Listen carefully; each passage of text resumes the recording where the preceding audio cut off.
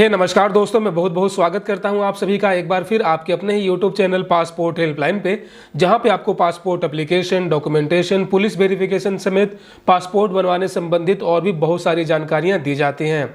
और दोस्तों, आज की इस वीडियो में हम बात करने वाले हैं हाउस नंबर इशू को लेकर।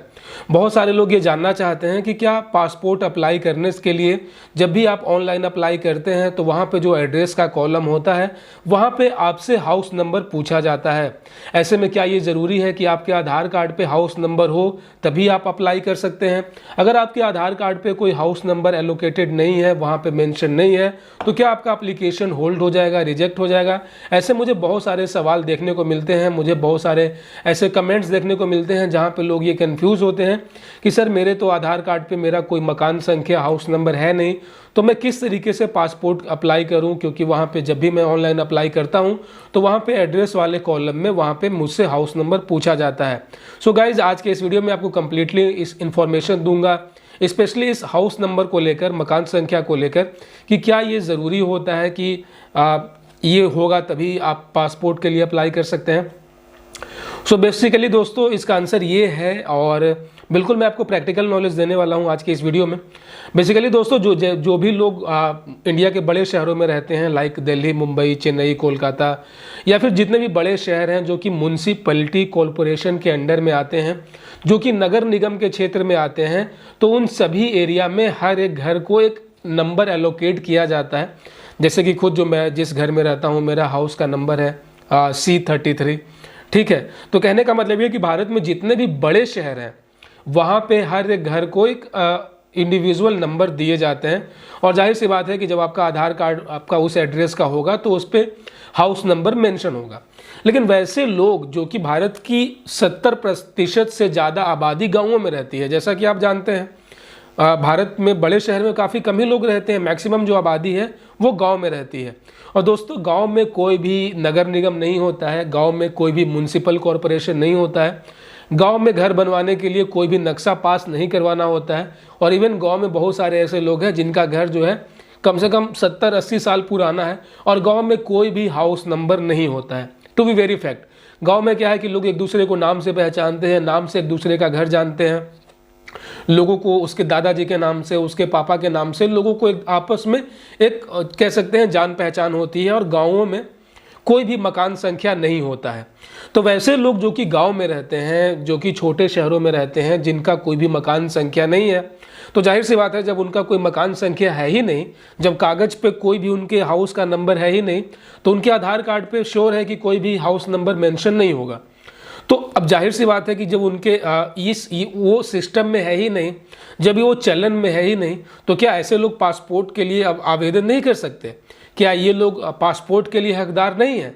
तो दोस्तों, मुझे पता है कि मेरे इस सेंटेंस से आपको आपके सवाल का जवाब मिल चुका होगा। जी हाँ दोस्तों, ये बिल्कुल भी ज़रूरी नहीं है, बिल्कुल भी कंपलसरी नहीं है कि आपके आधार कार्ड पे जो आपका एड्रेस है, जिस एड्रेस को आप पासपोर्ट पे पते के रूप में यूज़ करना चाहते हैं, उस पर हाउस नंबर होना ज़रूरी है। ये बिल्कुल भी ज़रूरी नहीं है।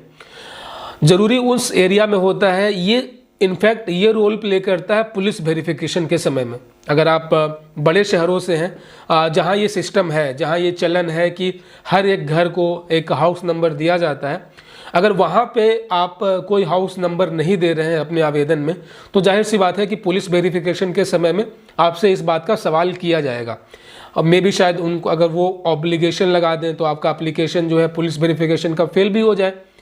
लेकिन जहाँ पे ये सिस्टम में है ही नहीं, पुलिस भी वहाँ पे जानती है, जो गांव में पुलिस आपका वेरिफिकेशन के लिए जाएगी वो जानती है कि गांव में हाउस नंबर नहीं होते हैं। तो जाहिर सी बात है ये टोटली डिपेंड करता है कि आप जिस एरिया में रहते हैं वहाँ ये सिस्टम में है या नहीं। तो सीधे तौर पे अगर आप बड़े शहरों में हैं, दिल्ली, मुंबई, कोलकाता, चेन्नई, हैदराबाद, बेंगलोर, तो यहाँ पे 100% आपके जो एरिया है, आपका हाउस है, उसका कुछ न कुछ नंबर होगा। अब जब नंबर ऑलरेडी है तो वो आपके आधार कार्ड पे होना चाहिए। तो जब वो आपके आधार कार्ड पे है तो आप वहाँ पे डाल सकते हैं। लेकिन हम बात उनकी कर रहे हैं जिनके आधार कार्ड पे कोई हाउस नंबर नहीं है। तो प्रैक्टिकली दोस्तों, यहाँ पे उनको इस बात का कोई भी इम्पोर्टेंस नहीं है कि जब भी वो आवेदन करते हैं पासपोर्ट के लिए ऑनलाइन, तो वहाँ पे जो हाउस नंबर होता है उस कॉलम में हाउस नंबर भरना ही है। बेसिकली दोस्तों, वो एक फॉर्मेट होता है जहाँ पे जो भी एप्लीकेंट है, जो पासपोर्ट के लिए अप्लाई कर रहा है, तो वो अपने एड्रेस प्रूफ में जो अपना एड्रेस दे रहा है वो एक्यूरेट होना चाहिए, वो एक बिल्कुल कंप्लीट एड्रेस होना चाहिए बेसिकली। बहुत सारे ऐसे लोग जो हैं कि जिनके आधार कार्ड पे ना एड्रेस कंप्लीट नहीं होता है, केवल गली का नाम हो गया, गांव का नाम हो गया, तो ऐसा नहीं चलेगा।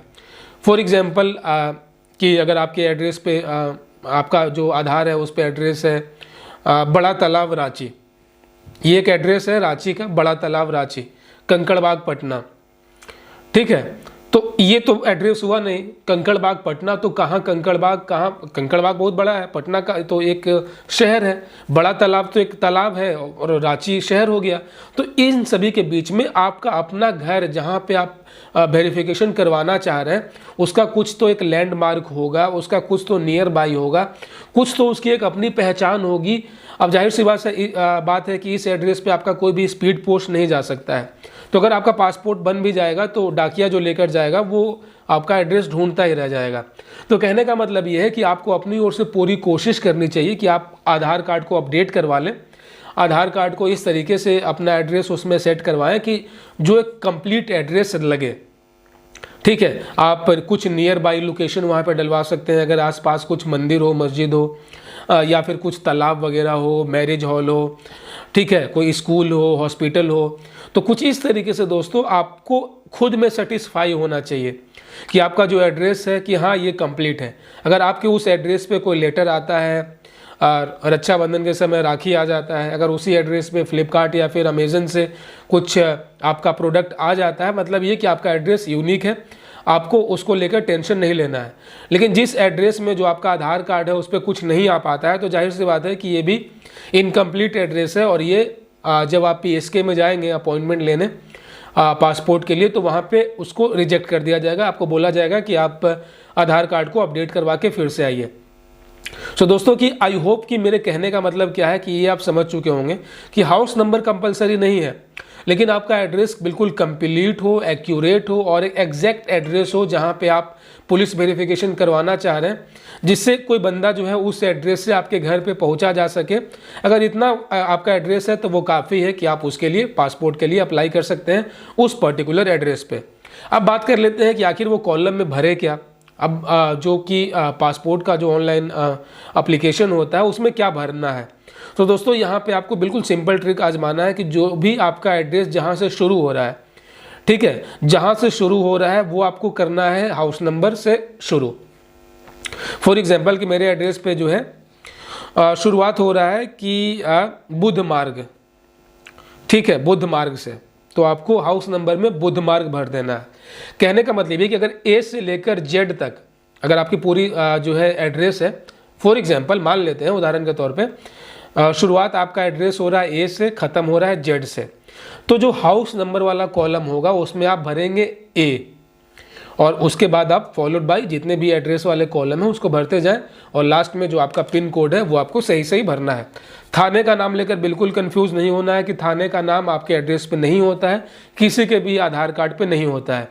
थाना आपको अपनी ओर से खुद से भरना है, पता करके कि आपका एरिया उस पर्टिकुलर थाने में आता है कि नहीं आता है। That's it.